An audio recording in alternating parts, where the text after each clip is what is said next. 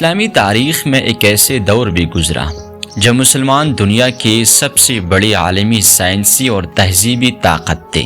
Baghdad, دمشق، قرطبہ اور قاہرہ جیسے شہر علم، تحقیق اور ترقی کے مرکز بن چکے تھے۔ اس دور کو اسلامی سنہری دور یعنی اسلامک گولڈن ایج کہا جاتا ہے۔ لیکن پھر تاریخ نے ایک ایسا خوفناک موڑ لیا جب منگول حملہ آوروں نے اسلامی دنیا کے دل بغداد کو تباہ کر دیا۔ یہ واقعہ اسلامی تاریخ کے سب سے دردناک واقعات میں شمار ہوتا ہے۔ آئے مکمل تفصیل کے ساتھ جانتی ہے۔ اسلامی سنہری دور وہ زمانہ تھا جب مسلمان علم و سائنس میں دنیا سے آگے تھے۔ بغداد دنیا کا سب سے بڑا عالمی مرکز تھا اور مسلمان سائنس، طب اور ریاضی، فلکیات اور فلسفہ میں عظیم کارنامے انجام دے رہے تھے۔ یہ دور خاص طور پر 8ویں صدی سے 13ویں صدی تک عباسی خلافت کے زمانے میں عروج پر تھا۔ 750 عیسوی میں عباسی خلافت قائم ہوئی، جس کا ذکر ہم نے پوری تفصیل کے ساتھ کی ہے، آپ پیج پر دیکھ سکتے ہیں۔ عباسی خلفاء نے علم، ادب اور تحقیق کو بہت فروغ دیا۔ خاص طور پر خلیفہ ہارون رشید اور خلیفہ مامون رشید کے دور میں بغداد دنیا کا عظیم ترین عالمی مرکز بن گیا۔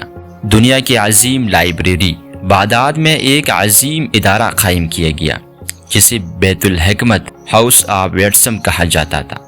یہ صرف ایک لائبریری نہیں بلکہ یونیورسٹی، تحقیقاتی مرکز، ترجمہ گاہ اور سائنسی ادارہ تھا۔ یہاں یونانی کتابوں کا عربی میں ترجمہ ہوتا تھا، سائنس پر تحقیق کی جاتی تھی اور فلکیات، طب اور ریاضی پڑھی جاتی تھی اور دنیا بھر کے علماء جمع ہوتے تھے۔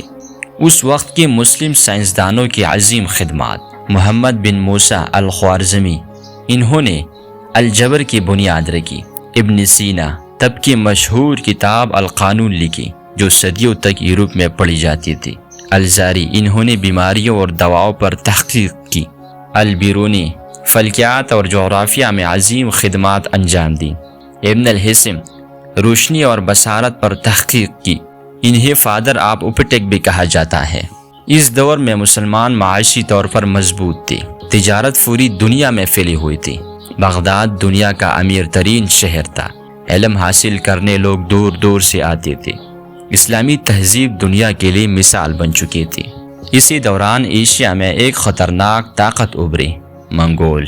ان کا سب سے مشہور حکمران چنگیز خان تھا۔ وہ ایک بےرحم جنگجو تھا جس نے چین، وسطی ایشیا، ایران اور کئی علاقوں کو فتح کیا۔